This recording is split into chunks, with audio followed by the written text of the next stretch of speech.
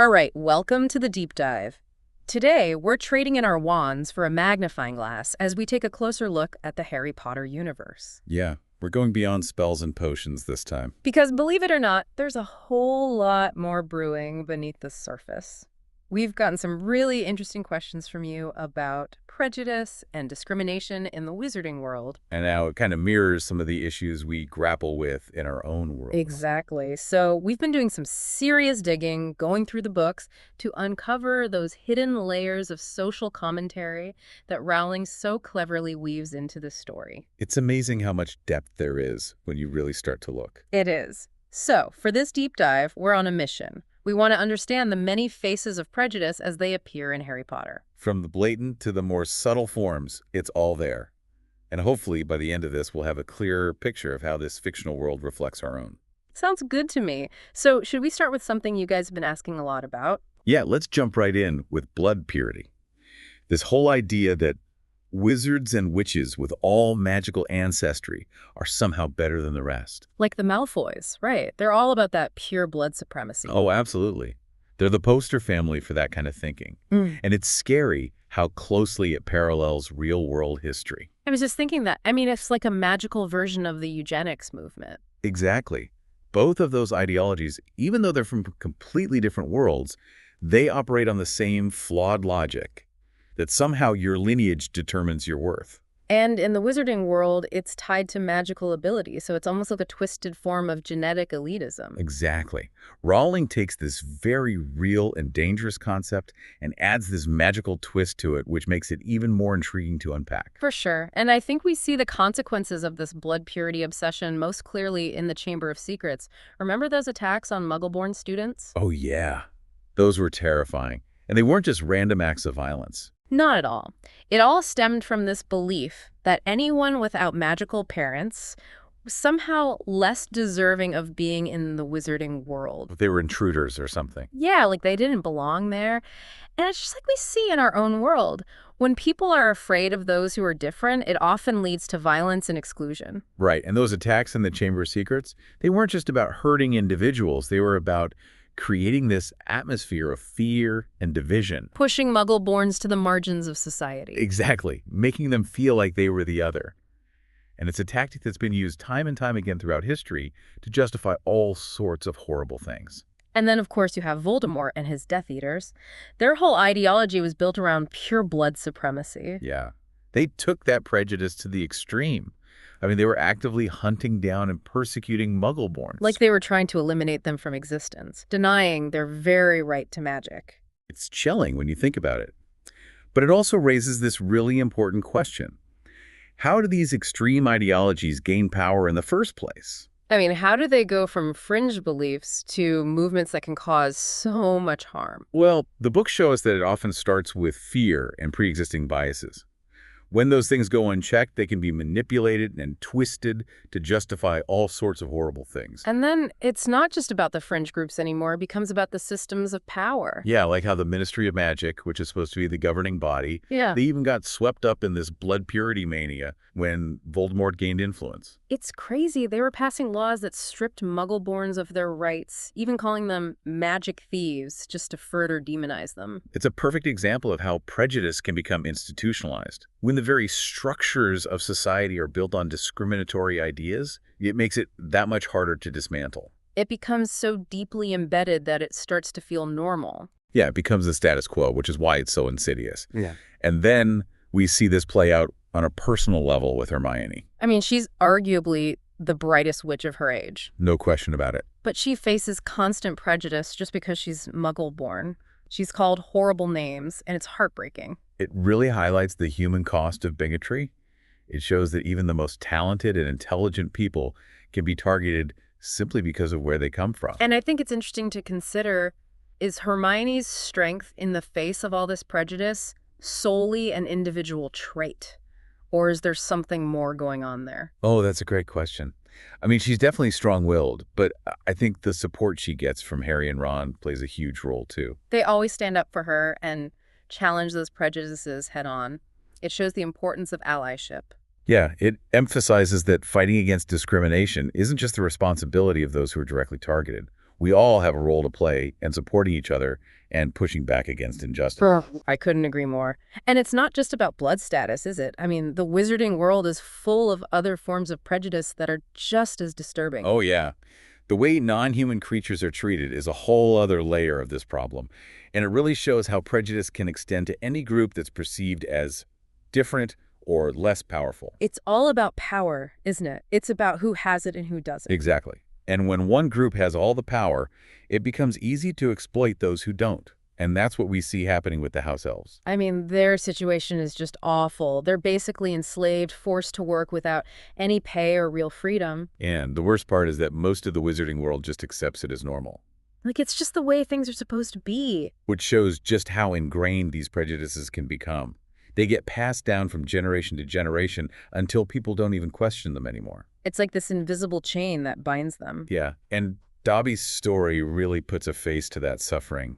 The way he was treated by the Malfoys, it was just horrific. And his desperate longing for freedom, it just shows that even creatures who are seen as subservient have their own desires and dreams. It challenges that whole power dynamic between wizards and house elves. And then, of course, you have Hermione fighting for house elf rights. She was so passionate about that. But she often faced ridicule, even from Ron at first. Yeah, which just shows how deeply embedded those prejudices were. Yeah.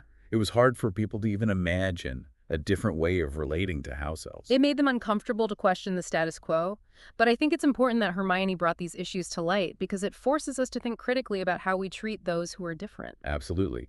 It makes us confront those uncomfortable ethical questions about exploitation and power. And then you have werewolves. Oh, yeah. Their situation is another tragic example of prejudice based on fear. They're ostracized and discriminated against just because of what they are. It's like people are so afraid of the werewolf's transformation that they can't see the person underneath. They lose sight of the individual, and Remus Lupin is the perfect example of that. Yeah, I mean, he's so intelligent and kind. He's an amazing teacher. But he's forced to live on the fringes of society simply because he's a werewolf. It's just not fair. And it really highlights how fear, when it's not tempered by empathy and understanding, can lead to such unjust treatment. It shows how easily we can dehumanize those who are different from us. And the giants are another group that suffers from this kind of dehumanization. Yeah, they're often portrayed as these violent, savage creatures. And that perception leads to their marginalization and almost their extermination. It's like they're seen as monsters, not as individuals. And that makes it easier to justify the fear and violence directed towards them. But Hagrid's relationship with his half-brother Grop, it challenges that narrative. It does. Grop might be huge and clumsy, but he's also capable of gentleness and affection. And that's an important reminder that even groups who are seen as dangerous and different can have individuals who defy those stereotypes. It makes you wonder if the wizarding world's fear of giants is really justified or if it's more about maintaining their own power. It's a good question. And it's something we see time and again in our own world. Prejudice is often about power and control. It's about maintaining the status quo, even if it's built on injustice. And even the centaurs, who are respected for their wisdom, they're not immune to prejudice either. They're viewed with suspicion, kept at a distance, confined to the forbidden forest. They're like this wise, ancient race, but they have very little say in wizarding affairs. It's like the wizards are willing to benefit from their knowledge, but not willing to truly accept them as equals. It's a very subtle form of prejudice, but it's there. So we've talked about all these different examples of prejudice in the Harry Potter books. From blood purity to the treatment of magical creatures, it's a pretty sobering picture. It is, but what are the broader consequences of all this prejudice? I mean, what does it do to individuals and to society as a whole? Well, I think the most obvious example is Voldemort's rise to power. His entire regime was built on exploiting existing prejudices. Yeah, he took those fears and anxieties about blood purity and turned them into weapons. And it shows just how dangerous intolerance can be. When prejudice is allowed to fester, it can lead to violence, oppression, and ultimately to the erosion of basic human rights. It's like a disease that spreads throughout society. Exactly. And the series also shows us how prejudice creates a vicious cycle. When a group is marginalized and dehumanized, it can lead to resentment and anger. Which then leads to more violence and retaliation, and it just keeps going. Yeah, it becomes this self-fulfilling prophecy, and one of the most damaging effects of prejudice is that it destroys empathy.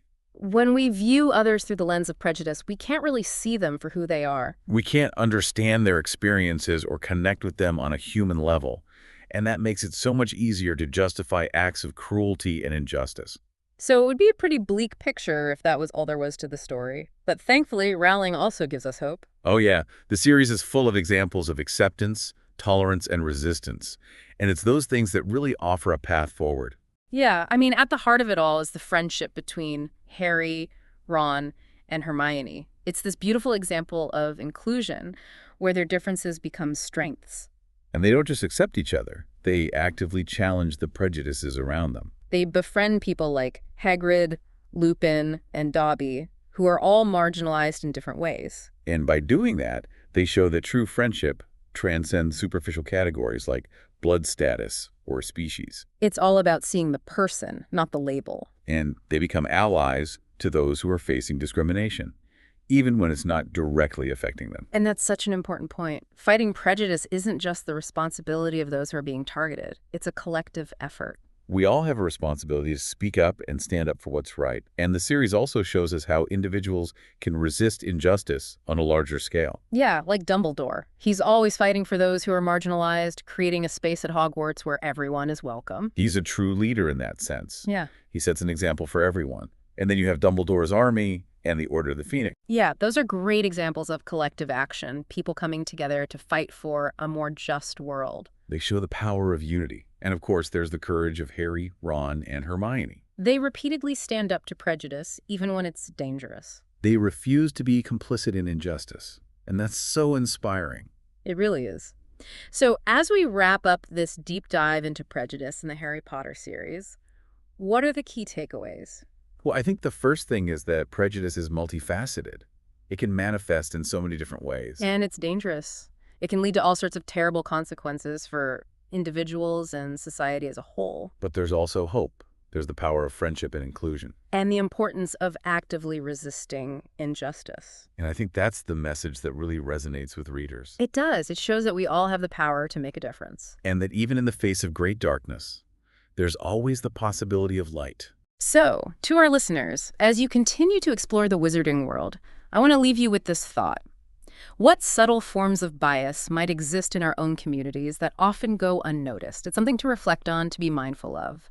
Thanks for joining us for this deep dive. It's been a pleasure. Until next time.